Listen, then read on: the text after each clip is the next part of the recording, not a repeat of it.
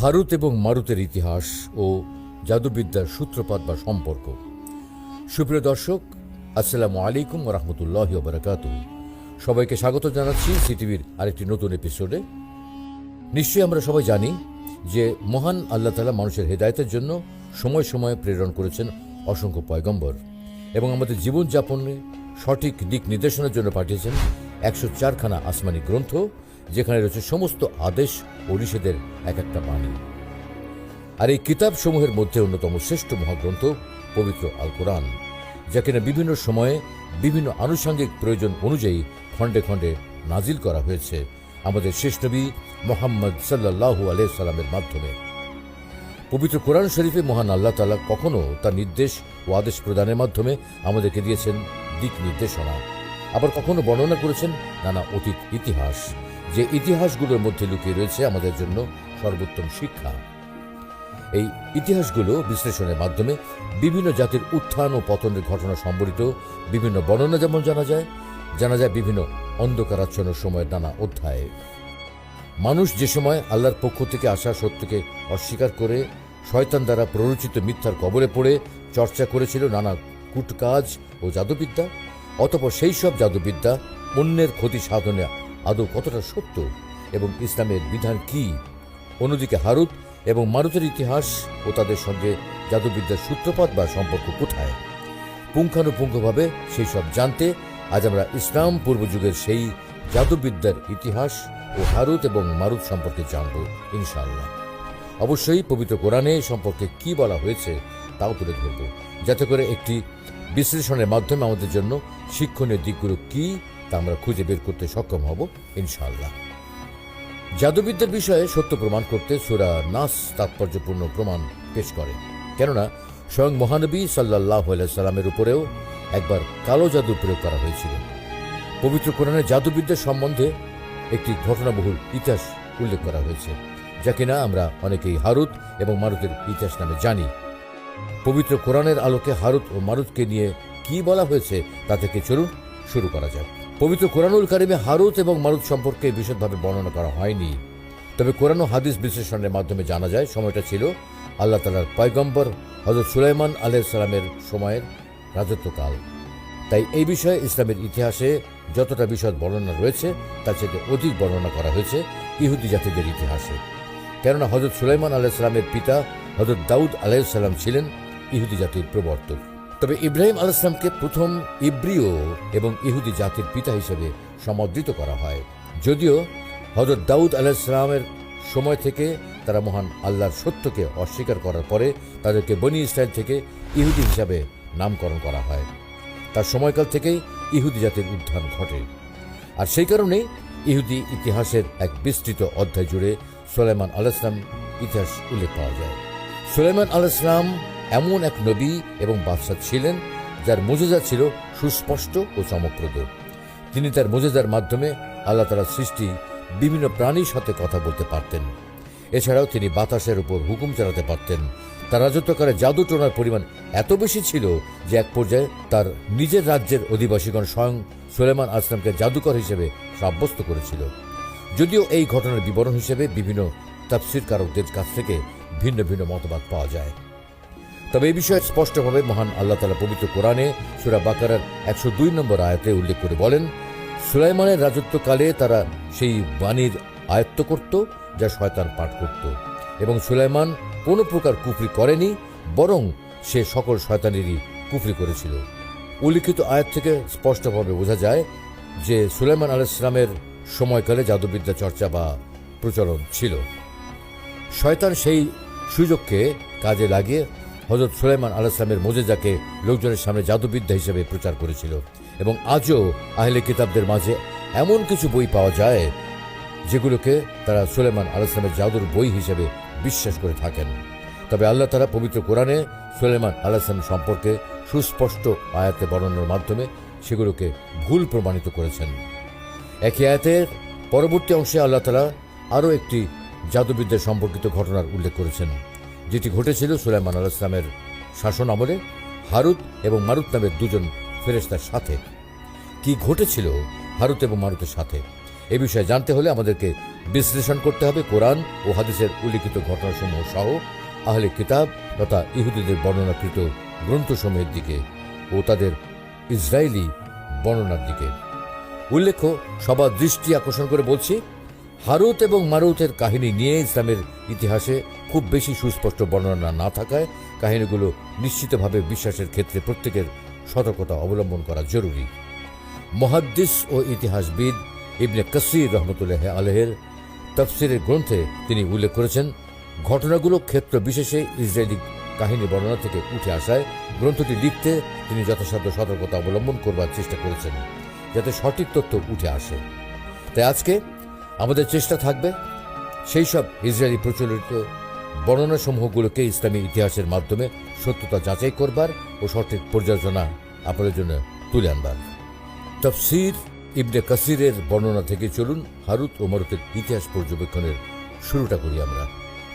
তাফসির অনুযায়ী হযরত আব্দুল্লাহ ইবনে ওমর রাদিয়াল্লাহু আনহু বলেছেন, তিনি রাসূলুল্লাহ সাল্লাল্লাহু আলাইহি ওয়াসাল্লামকে বলতে শুনেছেন, আল্লাহ তাআলা তার ইবাদতের উদ্দেশ্যে আদম আলাইহিস সালামকে সৃষ্টি করার পর যখন তাদেরকে পৃথিবীতে পাঠালেন, আদম ও হাওয়া একত্রে মিলিত হয়ে তাদের বংশ বিস্তার করলেন। কালক্রমে আদম সন্তানরা পৃথিবীতে বিস্তার লাভ করতে লাগলেন। মহান আল্লাহ তাআলা তাদেরকে পৃথিবীতে যে উদ্দেশ্যে নিয়ে প্রেরণ করেছিলেন, শয়তানের প্ররোচনায় ধীরে ধীরে তারা সেটি ভুলতে লাগলেন এবং তারা নিজেদের মধ্যে আত্মক্রন্দন থেকে শুরু করে বিভিন্ন ধরনের ফিতনা এবং ফাসাদে জড়িয়ে পড়লেন। বনি আদম মহান আল্লাহ তাআলার সাথে কুফরি, তাদের পয়গম্বরদের অবিশ্বাস এবং জাদুবিদ্যার মতো শিরকের কাজে লিপ্ত হয়ে পড়লেন। এই সবকিছুই আসমান থেকে মহান আল্লাহ তাআলার ফেরেশতাগণ পর্যবেক্ষণ করছিলেন এবং তারা নিজেদের মাঝে এই বলে আলোচনা করছিলেন যে আল্লাহ তাআলা বনি আদমকে সৃষ্টি করেছেন তার ইবাদতের উদ্দেশ্যে, অথচ তারা পৃথিবীতে নিজেদের মাঝে আত্মকোলাহল থেকে শুরু করে মহান আল্লাহ তাআলার প্রতি শিরকের মতো কাজে লিপ্ত হয়ে পড়েছে। এরা কতটাই দুষ্ট প্রকৃতির এবং কতটাই অবদ্ধ জাতি। আমরা তাদের স্থলে হলে কখনোই অবদ্ধ আচরণ করতাম না, শুধু এক মহান আল্লাহর ইবাদত করতাম। ফেরেশতাদের এমন মন্তব্য দেখে মহান আল্লাহ তাআলা তাদের উদ্দেশ্যে বললেন, তোমাদের মধ্যে হতে দুজন ফেরেশতা নিয়ে এসো, যাদের মাঝে আমি মানবীয় সকল গুণাবলী দান করে তাদেরকে পৃথিবীতে প্রেরণ করব, যাতে করে তোমাদের পর্যালোচনার বিষয়টি আরো স্পষ্ট হয়। অতঃপর ফেরেশতারা হারুত এবং মারুত নামের দুজন ফেরেশতাকে পৃথিবীতে পাঠানোর উদ্দেশ্যে সামনে আনলেন। মহান আল্লাহ তাআলা তাদের মাঝে মানবীয় সকল গুণাবলী দান করলেন এবং বললেন, আমি বনি আদমকে পয়গম্বরদের মাধ্যমে নসিহত করে থাকি, তবে আমি সরাসরি তোমাদেরকে বলছি, তোমরা এক আল্লাহর সাথে কাউকে শিরক করবে না, ব্যভিচার এবং মদ্যপান করবে না। অতঃপর তাদেরকে পৃথিবীতে প্রেরণ করা হলো। অতঃপর মানুষ রূপী ফেরেশতা দ্বয় যখন পৃথিবীতে অবতরণ করলেন, মহান আল্লাহ তাদের পরীক্ষা করবার জন্য জুহরা নামক একটি সুন্দরী মেয়েকে তাদের কাছে পাঠিয়ে দেন, যার রূপ ও লাবণ্যতা ছিল অতি আকৃষ্টপূর্ণ।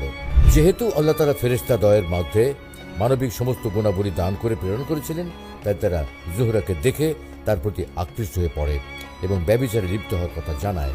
মূলত হারুত এবং মারুতকে আল্লাহ পৃথিবীতে প্রেরণ করেছিলেন পরীক্ষা স্বরূপ। বিভিন্ন রেওয়াতে জানা যায় তারা পৃথিবীতে আসতেন এবং বিচার কার্য সম্পাদন করতেন, কেননা তারা ফেরেশতা হওয়ায় তাদের আল্লাহ প্রদত্ত জ্ঞান এত বেশি ছিল যে তাদের বিচার কার্যের সক্ষমতা স্বাভাবিক মানুষের তুলনায় উন্নত ছিল। অথচ তারা জুহরাকে দেখে তার প্রতি বিমোহিত হয়ে পড়ে। জুহরাকে যখন হারুত এবং মারুত জেনা করার জন্য আহ্বান জানায়, তখন সে বলে, তোমরা যদি আল্লাহ তাআলার সাথে অংশীদারিত্ব স্থাপন করো তবে আমি তোমাদের এই প্রস্তাবে রাজি আছি।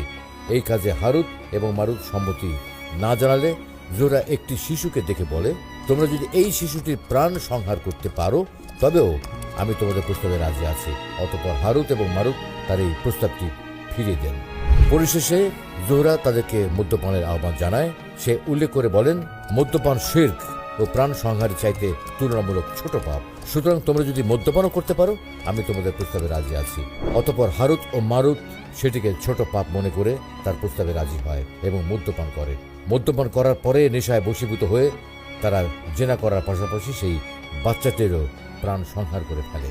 অবশেষে তারা যখন স্বাভাবিক অবস্থায় ফিরে আসে, সেই মহিলাটি তাদের জানায় যে তারা নেশায় বশীভূত হয়ে সে যে সকল প্রস্তাব উপস্থাপন করেছিল সেগুলো পূরণ করে ফেলেছে, এমনকি তারা শিশুটির প্রাণও সংহার করেছে।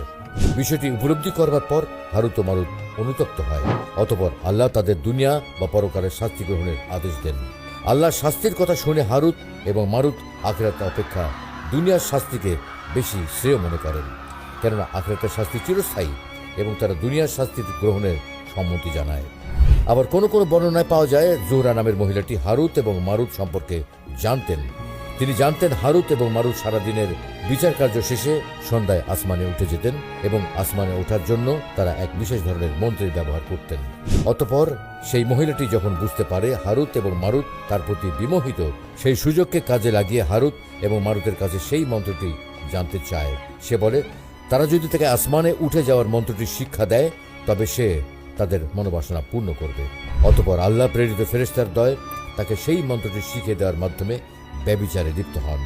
জোহরা সেই মন্ত্র ব্যবহার করে আসমানে উঠে যায়, কিন্তু সে সেখান থেকে ফিরে আসার পদ্ধতি ভুলে যায়। অতঃপর আল্লাহর নির্দেশে তাকে একটি তারায় রূপান্তরিত করা হয়। এই মর্মে মুসনাদে আহমদে একটি বর্ণনা পাওয়া যায়।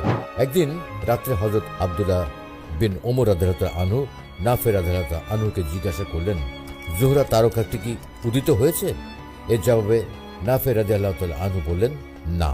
অতঃপর কয়েকবার তিনি একই প্রশ্ন করলেন। এই কথা শুনে আব্দুল্লাহ বিন ওমর রাদিয়াল্লাহু আনহু বললেন, ওর যেন খুশি এবং আনন্দ কোনোটাই অনুভব না হয়।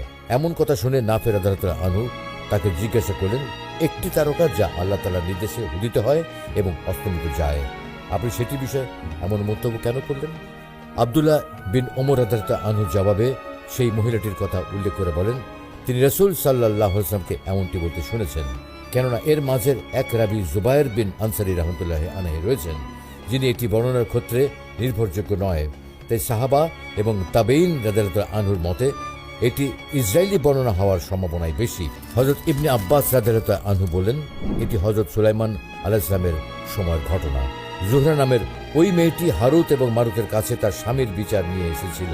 অতঃপর নিজের প্রতি ফেরেশতাদ্বয়ের দুর্বলতার কথা জানতে পেরে তার স্বামীর বিরুদ্ধে বিচার এবং আসমানে উঠে যাওয়ার মন্ত্রটি জানতে চায়। অথচ তার স্বামী ছিল নির্দোষ, কিন্তু ফেরেশতাদের মনোবাসনা পূর্ণ করার জন্য অন্যায় বিচার কার্য সম্পাদন করে এবং তাকে সেই মন্ত্রটি শিখিয়ে দেয়, যে কারণে ফেরেশতাদ্বয় শাস্তির সম্মুখীন হয়। আল্লাহ প্রেরিত দুই ফেরেশতার এমন অবাধ্যতা পূর্ণ আচরণ দেখে বনি আদম সম্পর্কে সমালোচনাকারী সকল ফেরেশতারা লজ্জিত অনুভব করে এবং তারা স্বীকার করে বনি আদম আল্লাহ পাক থেকে দূরে রয়েছে এবং আল্লাহ তাআলাকে না দেখেই তার প্রতি ঈমান আনয়ন করেছে। তাদের মানবিক গুণাবলীর অনুভূতির কারণে বিভিন্ন ধর্মের অপকর্মে লিপ্ত হওয়া অস্বাভাবিক কিছু নয়। হযরত মুজাহিদ রাহমাতুল্লাহি আলাইহি বর্ণনা এসেছে, ফেরেশতাদ্বয় প্রথম কিছুদিন আল্লাহ তাআলার আদেশ মান্য করে চলছিল। তারা সারাদিন ন্যায়ের সঙ্গে সৎ বিচার করত এবং সন্ধ্যায় আসমানে উঠে যেত। তবে জোহরা নামের সেই মেয়েটিকে দেখার পর থেকে তাদের মাঝে অনুভূতির সঞ্চার হয়, যে কারণে তারা পথভ্রষ্ট হয়ে পড়ে। হারুত এবং মারুতের ঘটনার বিষয়ে তাবেঈগণের মধ্যে বিভিন্ন ধরনের মতামত রয়েছে, যেমন মুজাহিদ রাহমাতুল্লাহি আলাইহি, সুদ্দি রাহমাতুল্লাহি আলাইহি, হাসান বসরি রাহমাতুল্লাহি আলাইহি সহ বিভিন্ন তাফসীর কারকগণ এ বিষয়ে বিশদ বর্ণনা করেছেন। তবে তার অধিকাংশ এসেছে ইসরায়েলি ইতিহাস থেকে এবং এ বিষয়ে রাসূল সাল্লাল্লাহু আলাইহি ওয়াসাল্লাম কর্তৃক কোনো সহিহ মারফু মুত্তাসিল হাদিস বর্ণনা পাওয়া যায় না। সুতরাং এইসবের প্রতি বিশ্বাস আমাদের ঈমানের উপরই ন্যস্ত। এই সকল বিষয় একমাত্র মহান আল্লাহ তাআলাই ভালো জানেন। তবে মহান আল্লাহ পবিত্র কোরআনে হারুত এবং মারুত সম্পর্কে যতটুকু বর্ণনা করেছেন তা থেকে আমরা জানতে পারি হারুত এবং মারুত পরীক্ষা স্বরূপ পৃথিবীতে এসেছেন এবং তাদেরকে মহান আল্লাহ জাদুবিদ্যা শিক্ষা প্রদানের অনুমতি প্রদান করেছিলেন। এ বিষয়ে মহান আল্লাহ তাআলা বলেন, তারা মানুষকে শিক্ষা দিত জাদু, যা বাবেল শহরে হারুত এবং মারুত ফেরেশতাদ্বয় অনুমতিপ্রাপ্ত হয়েছিল। আর তারা সেই পর্যন্ত শেখাতো না যতক্ষণ না তারা বলতো, আমরা তো পরীক্ষামূলক আর তোমরা কুফরি করো না। মুসলমানদের বীরত্ব এবং ঐতিহ্যের অজানা ইতিহাস জানতে সিটিভি বাংলা চ্যানেলটি সাবস্ক্রাইব করে আমাদের অনুপ্রাণিত করবেন। সেই সাথে কমেন্ট বক্সে আপনার মূল্যবান মতামত জানাবেন। অর্থাৎ মহান আল্লাহ তাআলা হারুত এবং মারুতকে তৎকালীন বাবেল শহরে পাঠিয়েছিলেন পরীক্ষা করার জন্য এবং তাদেরকে অনুমতি প্রদান করেছিলেন জাদু শিক্ষা দেওয়ার। তারা সেই অনুযায়ী লোকদের জাদু শিক্ষা দিত। তবে জাদু শিক্ষা প্রদানের পূর্বে তাদের কাছে ওয়াদা নিত যে তারা এই জাদু দ্বারা কোনো মন্দ কাজ করবে না, বরং লোকজন তাদের কাছে জাদু শিক্ষার উদ্দেশ্যে সেই ওয়াদা করত। কিন্তু পরক্ষণে তারা সেই জাদুর অপব্যবহার করে স্বামী এবং স্ত্রীদের মাঝে বিচ্ছেদের সৃষ্টি করত, যা একটি জঘন্যতম অপরাধ। স্বামী ও স্ত্রীর মধ্যে বিচ্ছেদ সম্পর্কে মুসলিম শরীফের একটি হাদিসে বর্ণিত হয়েছে। জাবের রাদিয়াল্লাহু আনহু থেকে বর্ণিত, রাসূল সাল্লাল্লাহু আলাইহি ওয়াসাল্লাম বলেছেন, ইবলিস তার আসন সমুদ্রে রাখে এবং তার বাহিনীকে ফিতনা ফাসাদ তৈরির উদ্দেশ্যে প্রেরণ করে। সেই শয়তান তার সবচেয়ে প্রিয় হয় যে সবচেয়ে বেশি ফিতনা ফাসাদ তৈরি করে। দিন শেষে সকলেই তাদের কর্মকাণ্ডের কথা ইবলিসকে জানায়। সকলের বর্ণনা শুনে ইবলিস বলে, তোমরা কেউ বড় ধরনের ফিতনা ফাসাদ তৈরি করতে পারোনি। অতঃপর এক শয়তান তার সামনে এসে হাজির হয় এবং সে তার বর্ণনা বলে, সে ততক্ষণ পর্যন্ত একজন বনি আদমের পেছনে লেগেছিল যতক্ষণ না তাদের স্বামী স্ত্রীর মাঝে বিচ্ছেদ তৈরি হয়। অতঃপর ইবলিস সেই শয়তানকে বাহবা প্রদান করে বলে, তুমি এক মহৎ উত্তম কাজ করেছো। সুতরাং স্বামী স্ত্রী এবং সম্পর্ক বিচ্ছেদ একটি বড় ধরনের জঘন্যতম অপরাধ। হারুত এবং মারুতের কাছ থেকে শিক্ষাকৃত জাদুবিদ্যার দ্বারা তারা এই ধরনের অপরাধ সংঘটিত করত। তাফসির ইবনে কাসিরের বর্ণনায় এ বিষয়ে আরও একটি ঘটনার বর্ণনা উল্লেখ পাওয়া যায়। ইবনে কাসির রহমতুল্লাহি আলাইহি বলেন, তাফসিরি ইবনে জারিরের মধ্যে দুর্বল সনদে একটি হাদিসে বর্ণিত হয়েছে যে আয়েশা রাদিয়াল্লাহু আনহা বর্ণনা করেন, রাসূল সাল্লাল্লাহু আলাইহি ওয়াসাল্লামের পরলোক গমনের কিছুদিন পরে এক মহিলা তার খোঁজে রাসূল সাল্লাল্লাহু আলাইহি ওয়াসাল্লামের গৃহে আসেন। আলহামদুলিল্লাহ, সিটিভি বাংলা এটা আমাদেরই একটা চ্যানেল আমরা বলতে পারি, কারণ এই চ্যানেলের নেপথ্যে যারা আছেন আমাদের আলোকিত জ্ঞানীর বন্ধুরা। তাই আমি আপনাদেরকে অনুরোধ জানাবো যে আপনি যদি ভালো কিছু জানতে চান, ভালো কোনো বিষয়ে যদি জ্ঞান অর্জন করতে চান, অবশ্যই সিটিভি বাংলাকে পাশে রাখবেন, সাবস্ক্রাইব করবেন এবং আরও একজন ভাইকে শেয়ার করবেন, যাতে করে আমরা সবাই মিলে ভালো জ্ঞান আহরণ করে একে অপরের সহায়তা করতে পারি, সুন্দর পৃথিবী গড়ার প্রত্যয়ে এগিয়ে যেতে পারি। সিটিভি বাংলাকে অনেক অনেক মোবারকবাদ, তাদের জন্য দোয়া করছি এবং প্রত্যাশা করছি সিটিভি বাংলা ভালো ভালো এই ধরনের জ্ঞানমুখী বিভিন্ন ডকুমেন্টারি তারা আমাদেরকে উপহার দেবেন এবং আমাদেরকে সমৃদ্ধ করবেন। ধন্যবাদ। অতঃপর যখন সেই মহিলাটি রাসূল সাল্লাল্লাহু আলাইহি ওয়াসাল্লাম পরলোক গমনের কথা জানতে পারেন, তিনি কাঁদতে শুরু করেন। হযরত আয়েশা রাদিয়াল্লাহু তাআলা আনহা কান্নার কারণ জানতে চাইলে সেই মহিলাটি বলেন, আমি এবং আমার স্বামীর মধ্যে ঝগড়া বিবাদ প্রায় লেগে থাকতো। একদিন সে আমাকে ছেড়ে হঠাৎ কোথায় চলে যায়। আমি এ বিষয়টি এক বৃদ্ধ মহিলার কাছে বর্ণনা করি। তিনি বলেন, আমি যা বলি তুমি তা অনুসরণ করো, তাহলে তোমার স্বামী তোমার কাছে পুনরায় চলে আসবে। আমি তাতেই রাজি হই। অতঃপর রাতের বেলা তিনি দুটি কুকুর নিয়ে আসেন। একটিতে তিনি আহরণ করেন এবং অপরটিতে আমি। অচিরে আমরা বাবেন শহরে পৌঁছে যাই। আমি সেখানে দেখি দুটি লোক শিকল দ্বারা আবদ্ধ এবং ঝুলন্ত অবস্থায় রয়েছে। সেই বৃদ্ধ মহিলা আমাকে বলে, তুমি তাদের কাছে যাও এবং বলো আমি জাদু শিখতে চাই। তারা আমাকে জবাব দেয়, জেনে রাখো আমরা পরীক্ষার মধ্যে রয়েছি, তুমি জাদু শিক্ষা গ্রহণ করো না, কেননা এটি প্রকাশ্য কুফরি। আমি তাদেরকে জানাই আমি শিখতে চাই। অতঃপর তারা আমাকে বলে, তুমি ওই চুল্লির নিকট যাও এবং সেখানে প্রস্রাব করে চলে এসো। আমি সেখানে যাই, কিন্তু আমার ইচ্ছা হচ্ছিল না। এই কারণে আমি প্রস্রাব না করি তাদের কাছে গিয়ে বলি আমি করে এসেছি। তারা আমার কাছে জানতে চায়, তুমি কি দেখলে? আমি জবাবে বলি আমি কিছুই দেখিনি। তারা বলে, তুমি ভুল বলছো, তুমি এখনো সঠিক পথে রয়েছো, সুতরাং ফিরে যাও এবং কুফরি করো না। অথচ আমি তাদের জানাই আমি জাদুবিদ্যা শিখতে চাই। তারা পুনরায় আমাকে সেই চুল্লির কাছে প্রস্রাবের জন্য পাঠায়। এবার আমি সেখানে গিয়ে প্রস্রাব করি। অতঃপর লক্ষ্য করি সেখানে এক ঘোড়সাওয়ার মুখে পর্দা ফেলে আকাশে উড়ে গেল। বিষয়টি আমি তাদের কাছে বর্ণনা করলে তারা বলে, তুমি সত্য বলছো, সেটা তোমার ঈমান ছিল যা তোমার মাঝ থেকে বেরিয়ে গেল, অতএব এখন তুমি ফিরে যাও। আমি ফিরে আসি এবং সেই বৃদ্ধাকে জানাই তারা আমাকে কিছু শিক্ষা দেয়নি। বৃদ্ধা আমাকে বলে, তুমি যথেষ্ট শিখেছ, এখন তুমি যা বলবে তাই হবে। আমি পরীক্ষা স্বরূপ একটি গমের দানা নেই। অতঃপর আমি সেটি মাটিতে নিক্ষেপ করে নির্দেশ প্রদান করি, তুমি গাছে রূপান্তরিত হও, এবং সাথে সাথে সেই গমের দানাটি গাছে রূপান্তরিত হয়। আমি বলি তুমি শুকিয়ে যাও, এবং সেই গমের গাছের পাতাগুলো শুকিয়ে যায়। আমি বলি তুমি ভিন্ন ভিন্ন দানাতে রূপান্তরিত হও, সেটি ভিন্ন ভিন্ন দানাতে রূপান্তরিত হলো। আমি বললাম তুমি আটা হয়ে যাও, তখন সেটি আটা হয়ে গেল। আমি বললাম তুমি রুটিতে পরিণত হও, সে রুটিতে পরিণত হলো। আমি এটি দেখে অত্যন্ত লজ্জিত হলাম এবং আমার ঈমান হারানোর জন্য আমি দুঃখ অনুভব করলাম। হে উম্মুল মুমিনিন, শপথ ওই প্রতিপালকের, আমি জাদুর দ্বারা কোনো প্রকার স্বার্থ হাসিল করিনি এবং কারো ক্ষতি সাধন করিনি। আমি এভাবে কাঁদতে কাঁদতে আল্লাহ রসুলের সান্নিধ্যে উপস্থিত হওয়ার উদ্দেশ্যে এসেছি, কিন্তু আফসোস আমি তাকে পাইনি। বর্ণিত হাদিসটির সনদ কতটা সহি সে বিষয়ে মতভেদ রয়েছে। তবে হারুত এবং মারুত জাদু শিক্ষা দিতেন এ বিষয়ে আল্লাহ তাআলা স্পষ্ট আয়াতে নাজিল করেছেন। জাদুবিদ্যা এক মহাপাপ। এটির মাধ্যমে আল্লাহ তাআলার সাথে কুফরি করা হয় ও অংশীদারিত্ব স্থাপন করা হয়। আল্লাহ তাআলা হারুত এবং মারুতকে ঈমান, কুফরি ও ভালো মন্দ সম্পর্কে জ্ঞান দান করেছিলেন, যে কারণে কেউ তাদের কাছে জাদু শিখতে আসলে তাদেরকে সেটি থেকে বিরত থাকার নসিহত প্রদান করতেন। যখন তারা সেটি মানত না তখন তাদের